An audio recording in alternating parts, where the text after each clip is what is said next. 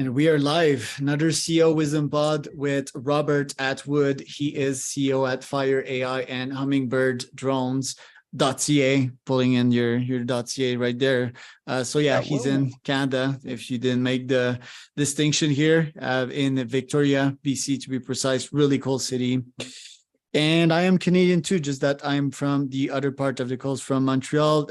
I do think that BC would win, everything considered equal. It's such a beautiful wildlife, and you can do surfing. It's not that cold, and yeah, it's Pacific Ocean right there. So really eager to visit and see for myself. Apparently there's a small startup community in Victoria, so I'd be eager to see that as well. This podcast has been brought to you by podfire.com. If you want to start, scale, be invited to a podcast like this one. Podcasts are amazing. Podfire.com. Rob, welcome to the pod. Can you tell us a bit more about FireAI, Hummingbird Drones, and a bit more about yourself? Yeah, thanks so much, Charles, and thanks so much for having me on. I've almost been in a startup my entire professional career. When I was in university, I worked for the British Columbia Wildfire Service as an initial attack firefighter, so working on wildfires during the summer. And this was 10 years ago. And at the time, my then crew leader and soon-to-be co-founder, we got really excited about drone technology and the way that it might impact wildfire suppression in the future. So the way that we extinguish wildfires and what that might turn into. And we were still in university at the time, but kind of now, like drones are these kind of ubiquitous tools. We're really familiar with them. We see them everywhere. But 10 years ago, they were kind of like these magic flying robots that had cameras on them and that were kind of just like had this real wow factor. And, for two dudes that were kind of in our early 20s, we just got really excited about this. And we started a company while we were firefighters, and then went back to university and really just started kind of building it in our final year of school. We graduated later that April, and I honestly haven't had a real job almost my entire professional career. So we've kind of become the market leaders here in Canada with drone technology on wildland, on fire landscapes. We work across the country, as far east as Ontario, and through that process, really kind of the thing that set us apart, the thing that has allowed us to really excel, is that we've really focused on software development. So how do we not just like take this off the shelf thing, it's a drone, and try to, fit it and shape it into the wildland kind of pipeline or workflow, but rather how do we build specific technology that allows drones to be incredibly useful? And so along the way, as time went on, our software kind of became more and more sophisticated. And just earlier this year, we kind of launched the commercial version of our own internal software called FireAI, and really intended to help fire agencies all over the world more effectively apply drones while they're managing wildfires. So I would recruit David Goggins as a porte-parole, as a speaker or, representative of your company. Do you know who Goggins is?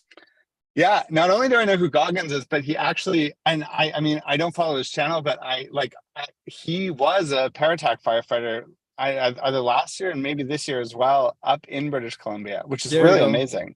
Yeah, really incredible.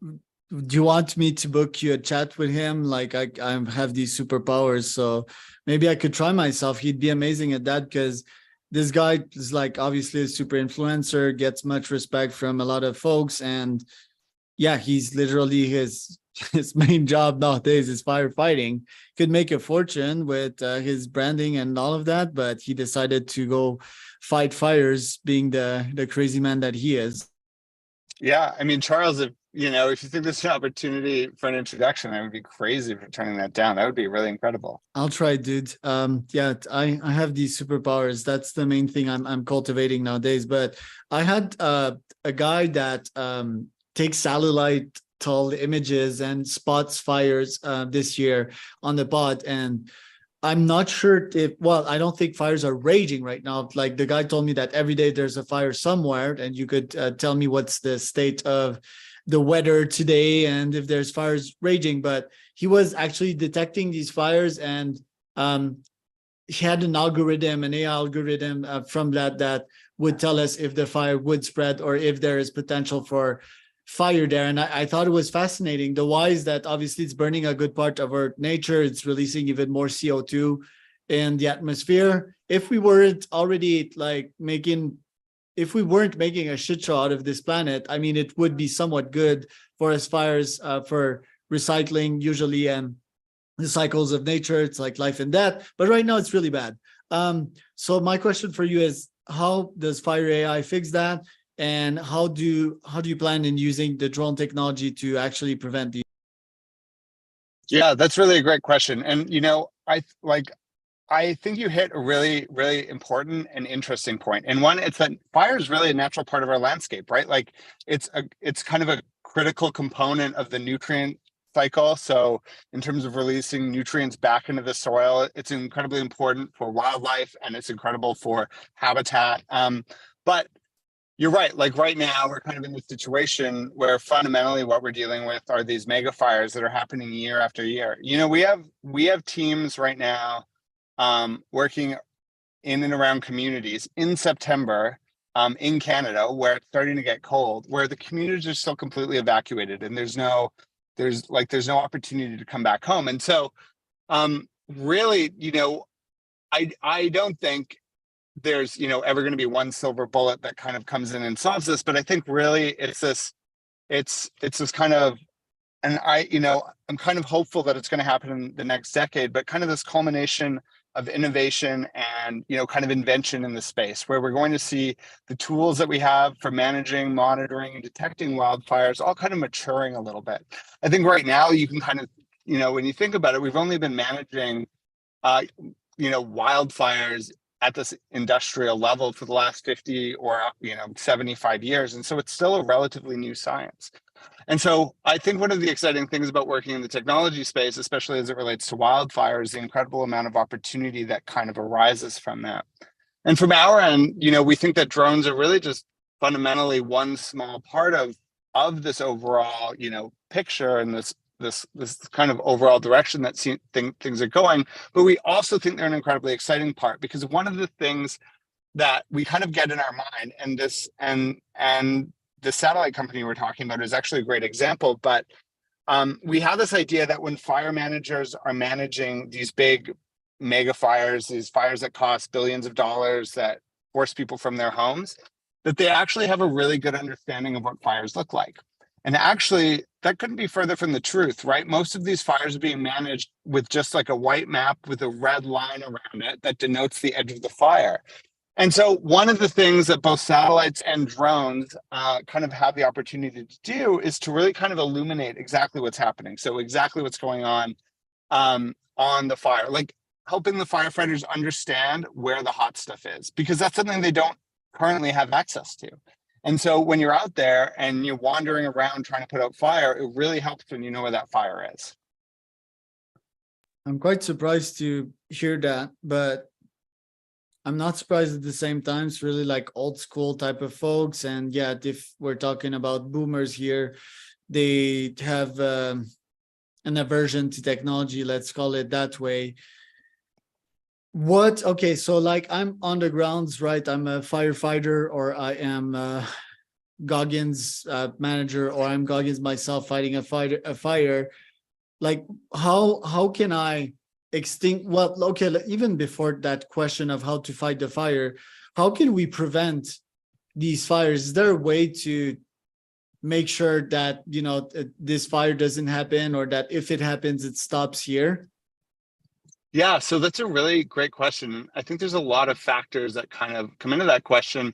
One of them, and in particular kind of we can use British Columbia as an example, where forestry is such an important part of the economy, but a lot of it is really about forest stewardship and management. And one of the things that, as like the industrialization of forestry really took off, one of the things that we saw happen was the replacement of these diverse and dynamic forestry stands with monocultures.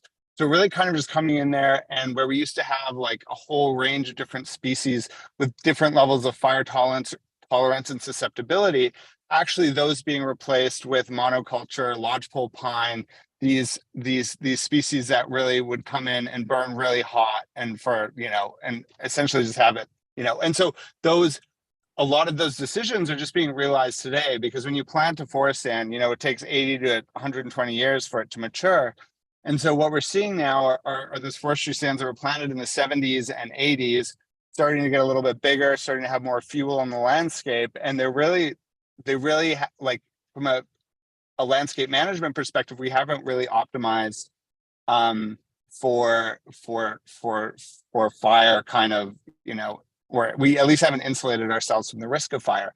So, I think one big part of it is the way that we manage forests. I think, another really important part is kind of accepting that humans came second. Like a lot of these areas, like when we look up in the boreal forests, we're putting communities in places where fire was always just a natural part of these landscapes. And so what happens is when we suppress all of these fires consistently when they're really small, which has kind of been our mandate for the last 50 years, is to put these fires out as soon as they start, something ends up happening where you end up in a position where naturally what used to happen is you used to get a bunch of medium-sized fires. So fires that would add this like patchwork mosaic to the landscape. They would burn some, but not everything. But because we've been putting everything out for the last 50 years, suddenly it's created a lot more fuel on the landscape. And so suddenly, instead of just having small manageable fires, we're getting these monster fires because there's so much more fuel. So I think fundamentally, there's kind of three pillars to this. One, there's kind of a growing, acceptance and onboarding of new technology, and which is obviously a ton of fun to be a part of. But then also there's these two really kind of just more, kind of mundane solutions, which is, better forestry management and better fire management. And I think that over time, kind of these three things, especially if we can adopt them at different levels, that, we'll at least have a better control of the situation. So are we fucked, basically? Like, looking at the planet Earth from this perspective, I'm pretty sure that forests have been chopped down by at least 30% of what they were, like, let's call it 30 years ago. Is that stat accurate? And is it like an irreversible process? Like, did we lose the game already? You know what? I really like to think that human beings in society, ultimately we're resilient. But I really can't speak on behalf of the planet. I really don't know.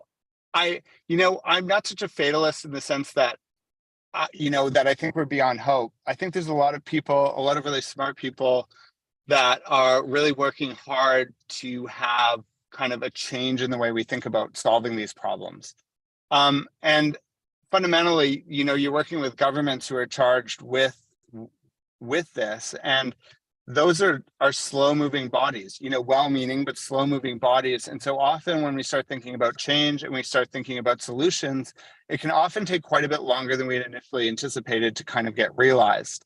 And so I think, when we think about this, it's better to not, I think about us being fucked, but actually think that we're actually really empowered now in our careers to make a difference and to actually, seek change in a way that hopefully we won't be asking the same question 20 or 30 years from now. Are we fucked? Which more than likely by that point, the needle might be a little bit closer to the edge.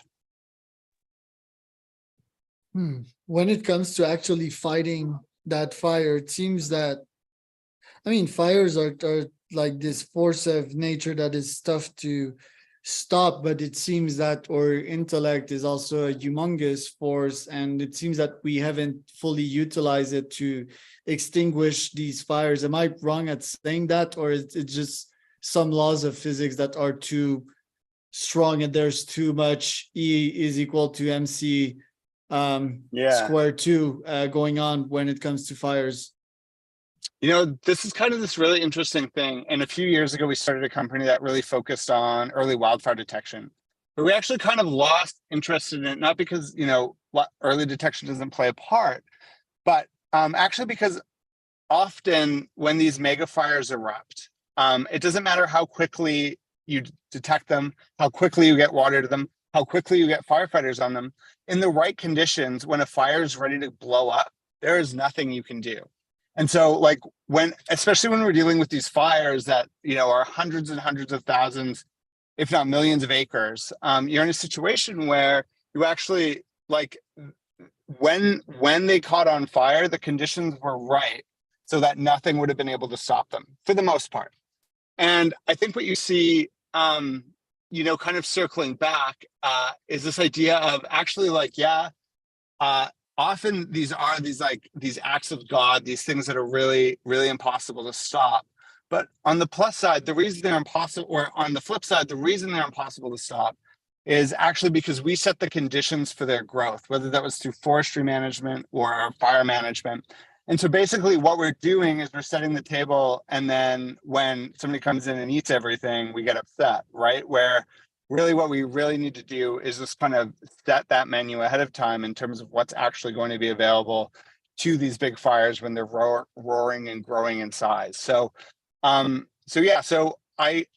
kind of more on the physics side of it, where I think under the current conditions and the way that we've managed, often when these fires are ready to go, there's nothing you can do. And it's really just about damage control. Now, damage control. I'm not sure I like this answer. It's probably the right one, but would there be like a special powder we could throw on this, and that, or throw a bunch of rocks on it, or great, but then how do you carry that to the sky is the question. Yeah, totally. And I think that's a really exciting part about technological innovation is right now, our biggest problem is not fundamentally being able to stop these. But I think the thing that's great about like making an assertion like that, where I say I actually don't think we can manage these, and it's really just about damage control. I think really the most exciting part about that is being proven wrong. And there's some really exciting ideas out there, which I think if we can harness them, they like have real potential, but they're kind of these really big, scary ideas, like things like cloud seeding and kind of, actually, convincing the rain to fall from the cloud at the right time, because frequently you'll have clouds with, just an endless amount of water in them sitting above fires, but not raining. And so how do you actually get to that point where you have all that potential energy to actually make a difference? And so I do think there are some really, really exciting, larger ideas at play. But until we figure those out, I think it's, really about damage control and long-term management adjustment. So I got a weird Monsanto ones. So how about like genetically engineered trees that do not burn as much? And because my first reflex was like, let's coat them with something, but that would be pretty much disastrous. That would disrupt the full ecosystem. And it's also very hard to coat a full tree from the sky, because that's how we would do it. What about genetical engineering solution? Yeah, I think there's a lot of people working on that. And, I think a lot of it's funded by industry, right? Because one of the things that we see right now is that the people that are losing a lot are the forest companies, right? You see millions and millions and millions of dollars going up in smoke. You want to kind of solve that. And so I think both from like a genetic engineering perspective, as well as a species matching, one, I think people are putting in a lot of time and effort into trying to solve this. But I kind of feel like I kind of think that's the wrong approach, personally. I mean, there's, doubtless there's going to be really huge advancements if we can solve something like that. But on the flip side, it's kind of like saying, hey, like we fucked up really bad. And instead of fixing it, we're just going to, we're just going to genetically modify the plants and the biodiversity to be able to suit this bad condition that we've made. And I'm ultimately not going to be the one that determines whether or not that gets implemented or not, but I think there's some inherent risks with it. And I also don't know how on a large scale, how viable it is. But yeah, Huge risks. huge And the risk. complexity of that, of waiting until it grows and so forth. And the logic question is like, what is the purpose of forest fires? Are these actually beneficial? So what if you coats them, if you make their bark not flammable and so forth? What is the purpose of forest fires? Why are they beneficial sometimes?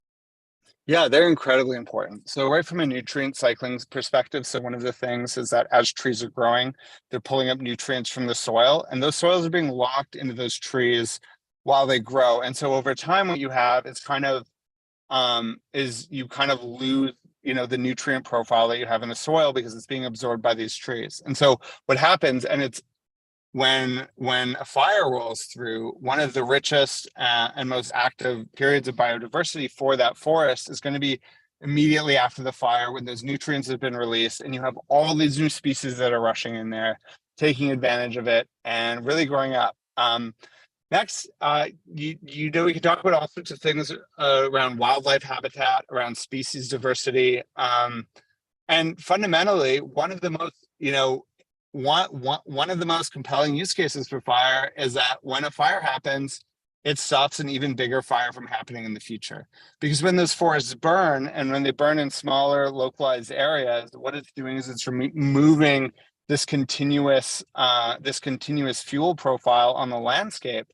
And so fires not only benefit nature, biodiversity, but also they act as almost their own barrier to future larger fires, which is one of the things that we're running into now today. Once we spotted the fire, once it is burning, how can we improve the work of firefighters, and especially making it more safe? Because it's one of the most unsafe job out there. The fire can take weird turns depending on winds and the geological and geographical conditions and mountains and slopes and so forth. So how can we make their job more efficient and safer? Yeah, this is something that I'm incredibly passionate about. I'm really glad you asked.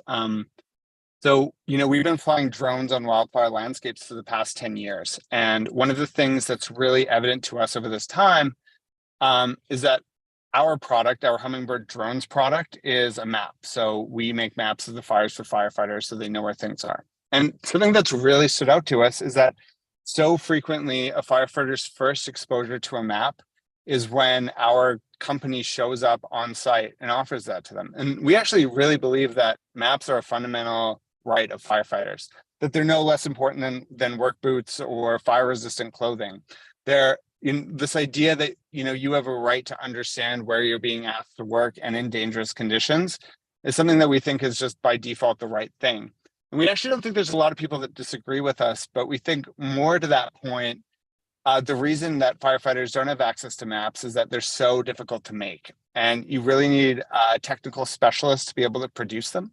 And so really what we're doing with FireAI is kind of creating this launching point whereby we can actually make maps incredibly simple and easy to use, to the degree where you actually don't need any technical expertise at all, but really they can be made by the firefighters themselves if they want them.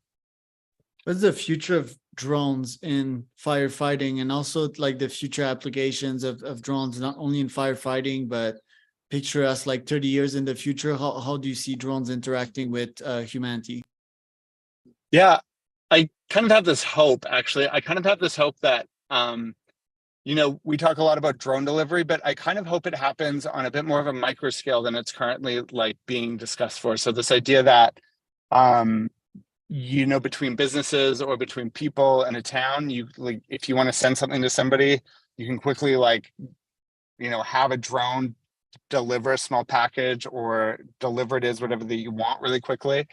I really like this idea of kind of really small scale and easy to access drone delivery. And not in the way that maybe we think about it from Amazon, where you have a big drone landing a package, but really more of just an on-demand, on-call, let's get this thing delivered.